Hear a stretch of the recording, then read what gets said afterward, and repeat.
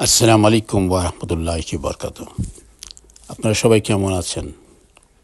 জানি আপনারা সবাই ভালো আছেন এবং ভালো থাকবেন, এই দোয়াই করি। আমিও ভালো আছি, আপনাদের দোয়া আলহামদুলিল্লাহ। শুভ সকাল সবাইকে। আজকে আবার চলে আসলাম, কিছু লাল শাক বাগান থেকে নেব।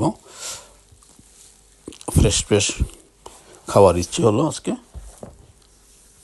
তাই চলে আসলাম। বেশ কিছু শাক তুলে নিলাম আজকে।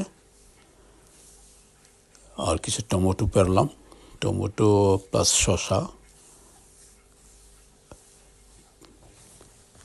এগুলি শিকড়গুলি কেটে রেখে দিলাম আপনাদেরকে দেখানোর উদ্দেশ্যে যে মোটামুটি বেশ শাক তুলেছি গার্ডেন থেকে। আর যে কটা শাক রয়ে গেছে সে কটা তুলব না, কারণ এগুলোতে আমি আবার বীজ রাখবো আগামী বছরের জন্য। এটা হলো আমার দ্বিতীয় দফা। আর এক দফা খেয়েছিলাম, এবার তেমন বেশি হয় নাই। তো আশ্চর্য বিষয় হলো এটা, যেখানে আমি মানে লাল শাকের বীজই বুনছিলাম সেখানে লাল শাক আসে নাই, ঠিক আছে।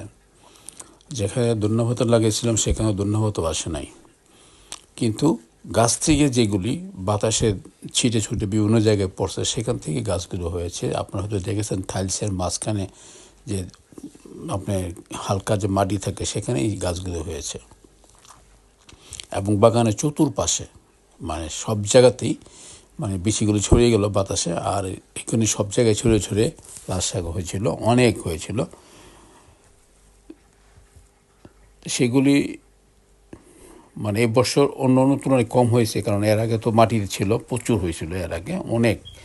আমি নিজেও খেয়েছি এবং আশপাশে অনেকের আমি দিয়েছিলাম। এই বছর আমি অন্যদেরকে দিতে পারিনি, কারণ শুধু যে কয়টা হয়েছে মানে প্রচুর পরিমাণ হয়েছে, কিন্তু শুধু এইগুলো এখানেই হয়েছে। এত বেশি হয় না যে সবাইকে মানে বিলাতে পারবো আর কি। মোটামুটি যতটুকু হয়েছে মোটামুটি বেশ ভালোই হয়েছে, খারাপ না।